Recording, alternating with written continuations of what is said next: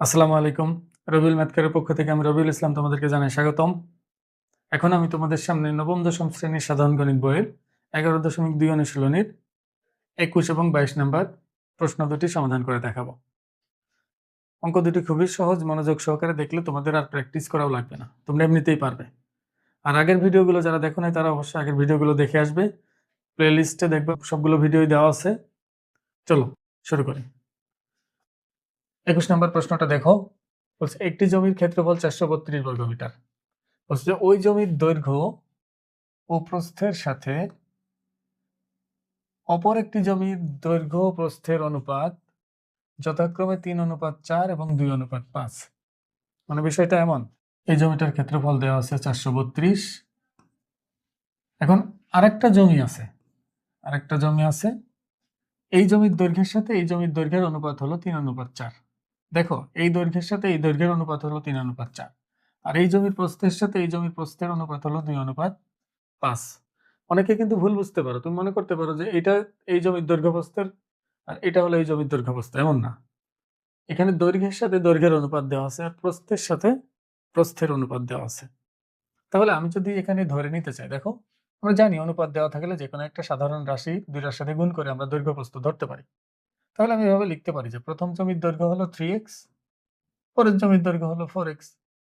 ঠিক একইভাবে এটার ক্ষেত্রে প্রথম জমির প্রস্থ হলো 2y আর দ্বিতীয় জমির প্রস্থ হলো 5y। এখন তাহলে প্রথম জমির ক্ষেত্রফল কত হবে? 3x ইন্টু 2y, এটা সমান ওই 432 আর কি। তাহলে এখান থেকে xy এর মান আমি পেয়ে যাব 432 ডিভাইডেড বাই 6, কিছু একটা আসবে xy এর মান এখানে। এবার দ্বিতীয় জমির ক্ষেত্রফল তখন কি হবে? 4x ইন্টু 5y, কারণ দৈর্ঘ্য আর প্রস্থ গুণ করলেই তো তোমার ক্ষেত্রফল আসবে। তার মানে 4×5=20xy। তারপর এখানে xy এর মান যদি আমি ওখানে বসিয়ে দেই তাহলে পরের জমির ক্ষেত্রফলটা বের হয়ে যাবে। খুবই সহজ। তাহলে আমরা এটা করি। তাহলে ধরি প্রথম জমির দৈর্ঘ্য হলো 3x মিটার,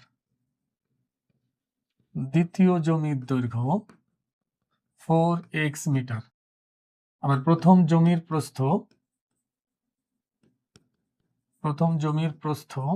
এটা হলো 2y। যেহেতু এটা আলাদা অনুপাত তাহলে আলাদা একক ধরতে হবে ওর সাথে, তাহলে আমরা 2y পাইতেছি। আর দ্বিতীয় জমির প্রস্থ তাহলে হবে 5y।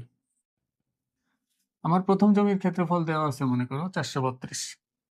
তাহলে প্রশ্ন মতে 3x ইন্টু 2y, মানে প্রথম জমির দৈর্ঘ্যের সাথে প্রথম জমির প্রস্থ গুণ করলে তো ক্ষেত্রফল পাবো। এটা সমান হলো 432।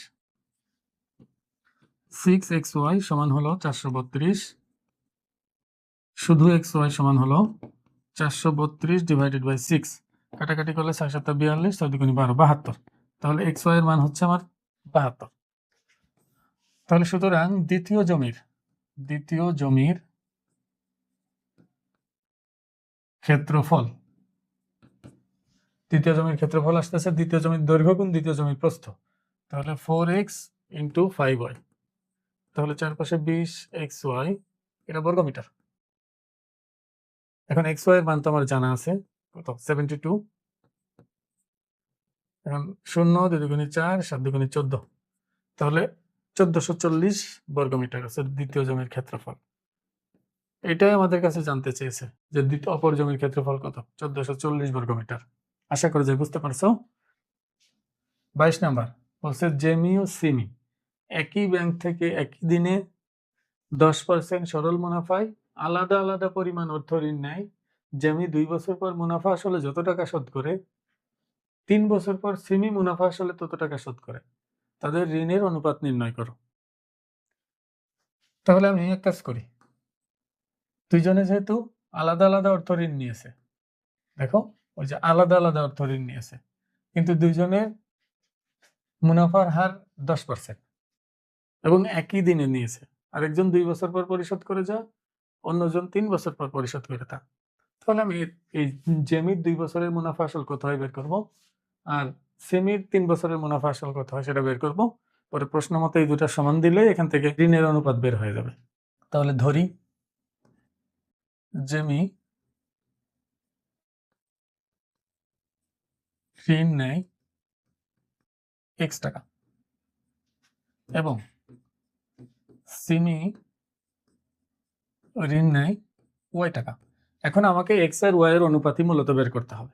তাহলে এখন যেহেতু মুনাফার হার 10% আর একজনের 2 বছর পর মুনাফা আসল আর একজনের 3 বছর পর মুনাফা আসল, তাহলে আমি এখানে লিখে নিতে পারি যে মুনাফার হার হলো 10%। তাহলে আমি লিখতে পারি যে এক্স টাকার 10% মুনাফায় কয় বছর পর? হ্যাঁ, 2 বছর পর। 2 বছরে সরল মুনাফা। দেখো আমরা জানি যে মুনাফার সূত্র ছিল, এটা ক্লাস 8 থেকে জানি, আই সমান পি আর এন। তো এখানে আমি আর ওই পি আর এন এত কিছু লিখবো না। পি ছিল হচ্ছে আসল, আর মুনাফার হার, এন হলো সময়, আর আই হলো মুনাফা। তাহলে মুনাফাটা বের করতেছি পি আর এন, মানে আসল গুণ মুনাফার হার গুণ সময়। তাহলে এক্স ইন্টু 10/100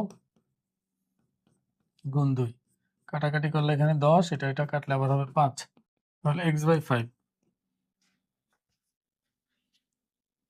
এবার ওয়াই টাকার 10% মুনাফায় 3 বছরে সরল মুনাফা কত হয় সেটা দেখি। তাহলে এখানে ওয়াই এটাও 10%, একবারে লিখলাম 10/100, আর সময় হলো 3 বছর, কাটাকাটি করলে 10, তাহলে 3y/10। দেখো দুইজনেরই মুনাফা পেয়ে গেছি। এখন প্রশ্ন মতে বলেছিল জিমির মুনাফা আসল। দেখো জিমির আসল ছিল হলো এক্স টাকা আর মুনাফা দিয়েছে কত? x/5 টাকা। তাহলে জিমির মুনাফা আসল এটা সমান হবে সিমির মুনাফা আসল। চলছিল ওয়াই টাকা আর মুনাফা আছে 3y/10। এবার আমরা এখানে যদি লসাগু করি তাহলে 5x + x, আর এখানে 10y + 3y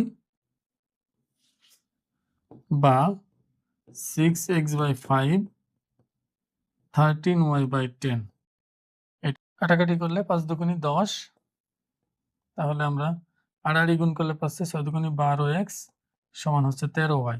আর আমার এক্স আর ওয়াই এর অনুপাত দরকার, তো তাহলে এক্স আর ওয়াই এক পাশে নিয়ে আসবো আর সংখ্যাগুলো অন্য পাশে নিয়ে যাব। তাহলে দেখো এখানে আমরা এক্স আর ওয়াই এর অনুপাত পেয়ে গেলাম। তাহলে এক্স আর ওয়াই এর অনুপাত হবে 13:12। 13:12, এটাই আনসার। আমাদের এটাই বলছিল যে ঋণের অনুপাত কত। ঋণ এক্স টাকা আর ওয়াই টাকা নিয়েছি, তাহলে এক্স আর ওয়াই অনুপাত কত? 13:12। আশা করা যায় বুঝতে পারছো। তোমাদের যদি ভিডিও দেখে কোনো উপকারে আসে তাহলে অবশ্যই বন্ধুদের সাথে শেয়ার করবে। আসসালামু আলাইকুম।